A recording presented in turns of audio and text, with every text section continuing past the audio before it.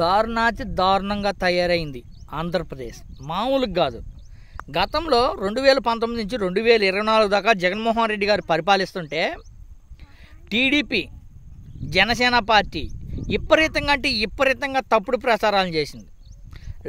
Land order లేనే లేదు, రాజారెడ్డి రాజ్యాంగం నడుస్తుంది, మహిళలకి రక్షణ లేదు, ఆడబిడ్డలు ఆంధ్రప్రదేశ్లో బతకాలంటే భయపడే విధంగా ఉంది అని అసలు తీవ్ర స్థాయిలో విమర్శించారు. కానీ అలాంటి సంఘటనలు ఎక్కడో జరగల.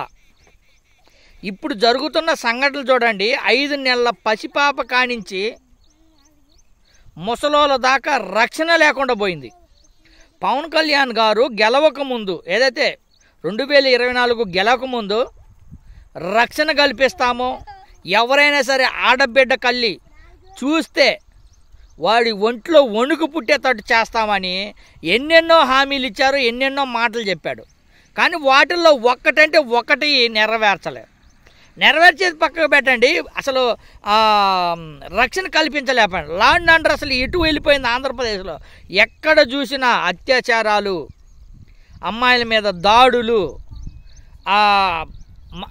అసలు విపరీతంగా ఎక్కడ పడితే అక్కడ అసలు ఎంత దారుణంగా తయారైందంటే చదువుకోవడానికి 10th క్లాస్ బాలికలు ట్యూషన్కి వెళ్ళాలంటే భయపడే విధంగా ఆంధ్రప్రదేశ్ తయారైందంటే చూడండి. గతంలో హోంమంత్రి అనిత గారు కానీ తీవ్ర స్థాయిలో విమర్శించారు, మహిళలకు రక్షణ లేదని. కానీ జగన్మోహన్ రెడ్డి గారు ప్రభుత్వంలో దిశ యాప్ పెట్టి ఏ మహిళ కానీ ఏ ఇబ్బంది జరిగినా సరే ఎమ్మటే స్పందించాలనే విధంగా దిశ యాప్ పెట్టి ఎన్నో ఇబ్బందులు కలగకుండా చాలా జాగ్రత్తలు కల్పించారు. ఇప్పుడు ఆంధ్రప్రదేశ్లో అసలు దారుణాది దారుణం. ఏదైతే నంద్యాల ముంచుమర్రులో జరిగిన సంఘటన కానించి, చీరాల్లో జరిగిన యువత కానించి, తర్వాత 9th క్లాస్ అమ్మాయి, తిరుపతిలో జరిగిన 9th క్లాస్ అమ్మాయి కానించండి, విజయనగరంలో జరిగిన 8 సంవత్సరాల అమ్మాయి కానియని చూడండి.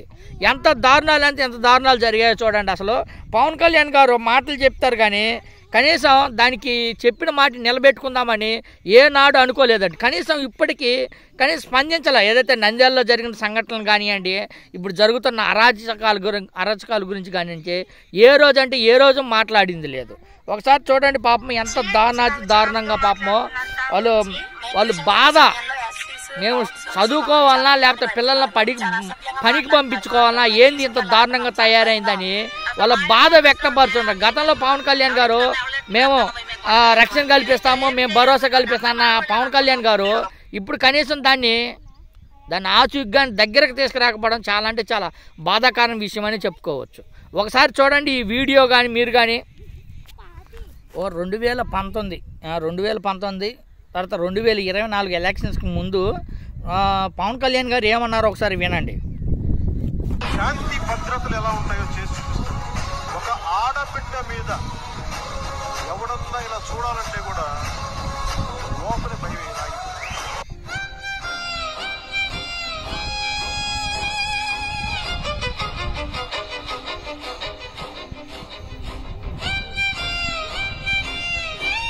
శిరీష. నేను 10th క్లాస్ చదువుతున్నాను. రోజు ఇట్లాగా ట్యూషన్కి వెళ్తుంటే మా గోడవలు వచ్చి చికాకుగా మాట్లాడుతున్నారు తాగొచ్చి. మేము ట్యూషన్కి వెళ్లే సమయంలో ఎస్సీస్ గౌడ్స్ వచ్చి మమ్మల్ని చాలా ఇబ్బంది పెడుతున్నారు, చాలా అసభ్యంగా మాట్లాడుతున్నారు మాతో. మేము ట్యూషన్కి వెళ్ళాలంటే మాకు చాలా భయంగా ఉంది. అసలు మా అధికారం వచ్చినప్పుడు మేమేమైనా చేయగలిగినామా? ఎవరింటికన్నా ఎవరింటి మీద కన్నా పోయి మేము కొట్టగలిగినామా? మేమేమి చేయలేకపోయినా. అందరూ మా వాళ్ళే అనుకున్నాం. అప్పుడు శాంతి భద్రతలు ఎలా ఉంటాయో చేసి చూపిస్తారు. గతంలో పవన్ కళ్యాణ్ గారు ఆ మాట అన్నారు. ఇప్పుడు 10th క్లాస్ అమ్మాయిలు చదువుకోవడానికి వెళ్తుంటే ఎంత దారుణంగా తయారైంది చూడు. ఆంధ్రప్రదేశ్ అభివృద్ధి పక్కకు పెట్టండి, ఈ దాడులు జరగకుండా చూసే బాధ్యత ప్రభుత్వానికి లేదా? మరీ దారుణంగా తయారైందని చెప్పుకోవచ్చు కూటమి ప్రభుత్వం.